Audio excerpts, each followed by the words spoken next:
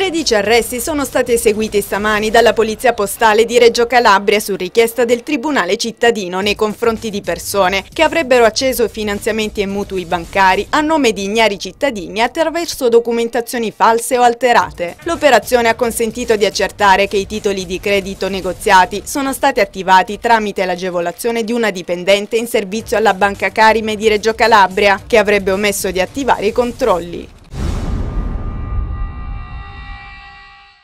Continua l'allerta meteo nella provincia di Cosenza, precipitazioni e nevicate anche a bassa quota tra i 100 e i 300 metri, soprattutto nella Calabria settentrionale. Situazione che dovrebbe attenuarsi da giovedì, anche se si prevede un peggioramento nelle prossime ore. Le zone più colpite restano i paesi montani della Sila e del Pollino, in particolare in alcuni villaggi a 1000 metri d'altezza. La neve ha superato il 1,5 metri. Si tratta dei borghi montani del Cosentino, come Spezzano Piccolo, località Neto Ferrara.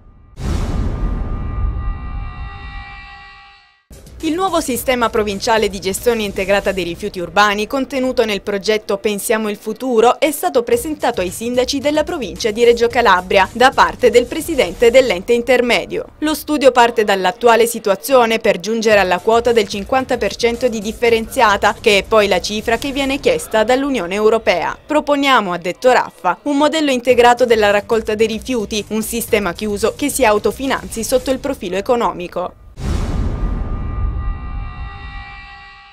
14 febbraio, San Valentino. Quest'anno le coppie di innamorati che si accingono a festeggiare l'evento spenderanno circa 700 milioni di euro. Ad affermarlo un'indagine svolta dall'Osservatorio di Telefono Blu Consumatori, secondo cui tra i regali che verranno fatti i fiori rimangono un evergreen, scelti dal 70% degli innamorati, anche se in lieve flessione rispetto all'anno scorso. In calo le cene a due, effetto della crisi, 2 milioni rispetto ai 2 milioni e mezzo di 2 anni fa. Profumi e prodotti di bellezza sfioreranno il 32%.